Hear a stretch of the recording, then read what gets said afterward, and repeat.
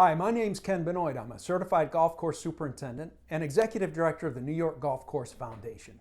I recently rode my bicycle around the state of New York, covering over 1,000 miles, to raise awareness of the importance for golf facilities to formally adopt best management practices, which are designed to preserve and protect our water resources. Along the way, I spoke with superintendents, university professors, and PGA professionals about the impact BMPs can have at their facility and beyond. We've also discussed specific BMPs that the superintendents have implemented at their facility. This project was made possible by funds awarded to the foundation by the New York State Turfgrass Association through the New York State's Turfgrass Environmental Stewardship Fund. In this video, we'll be talking with Blake Halderman, certified golf course superintendent. Blake will be discussing the importance of BMPs, and he'll also share with us his program for capturing stormwater runoff. Hope you enjoy the video, and please don't forget to give us a thumbs up and subscribe. Thanks. Blake, I want to talk about BMPs, both on a macro level and a micro level. Tell me what you see the value is for the golf industry on a macro level. Yeah, well, thanks for coming out. I mean, you know, we just want to really change the perception of what's out in society now, of that we're, pesticide dumping grounds and nutrient polluters and polluting the waters, because, beautiful property, a lot of filtration with the grass. We're using a science-based approach here. Yeah. Whether it's, I haven't put down really a granular in 3 years. Really low end, no phosphorus. Fairways, Fairways, greens, tees, rough, everywhere. I put down one granular application on the tees only this spring because of 2020 was so busy. There was so much play in the fall that I wanted a little different recovery. Besides that, on the entire 100 acres that I manage, I haven't put a granular down in 3 years. It's all foliar soluble, quick uptake, only when it needs it, sometimes only where it needs it. Yeah. Sometimes we'll go out and just spot spray a few spots that are a little weak. But, we're looking at soil tests. We want nitrogen under 10, minor at like 1 or 2 on greens. Yeah. We don't want a big flush. We don't want disease pressure. Yeah. Nitrogen, too much nitrogen will thin cuticles. Yeah. Maybe you get pythium. So anything we can do to reduce all the disease pressure and then the need to spray less is where we want to take this.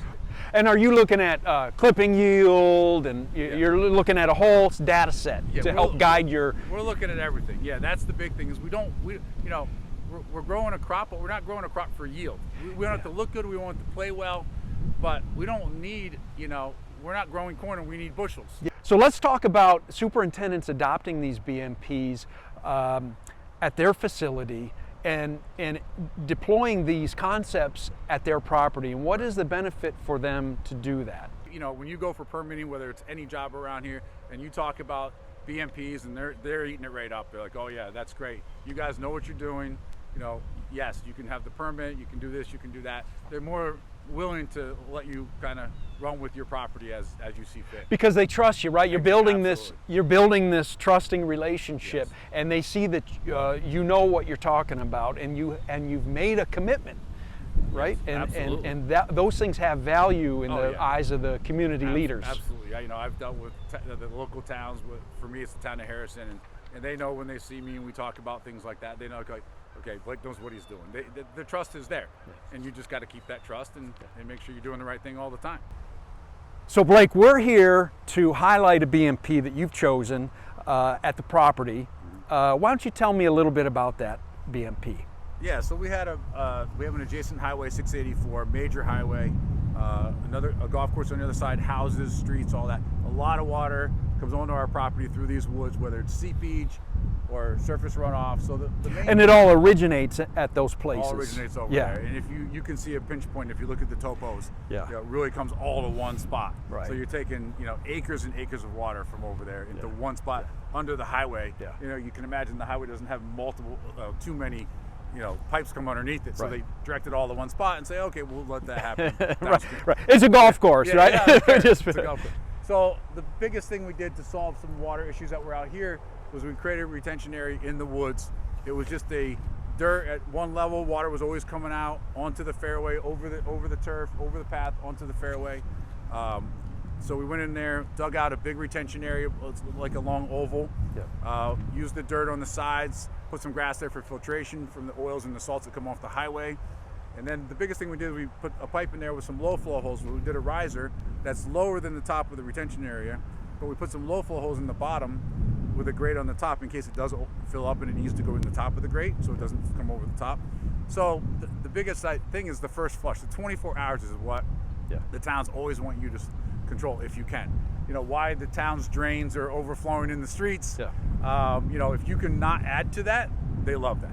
So the scale of this project from a manpower and cost is super small, but the impact is massive. Absolutely. For your golf course, not only your golf course, but your community. Because now that water that's coming, that dirty water that's coming off the freeway and out from these other properties has a chance to settle out in your pond before it then goes on its way back into the community on the downside of your golf course. It has time to get in the pipe. We have a large pond here, irrigation pond, another pond below that before it crosses into the neighbor's area, which has a river between. So it's a delicate area because they have a river between two houses. It's small and it kind of overflows a little bit. So you know, I've spoken to the neighbors. They now understand what we're trying to do to help them, and they love that.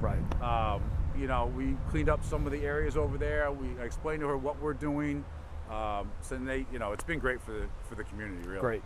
Well, that's great. I'm super appreciative of you having me out here and sharing this BMP with me. I think it's one that guys around the country could look at as a model and say, man, for not much money, we can have a massive impact, not only on the quality of our golf course, but in our community. Right, exactly. Well, thanks for coming out. I appreciate it. All right, thanks, Blake.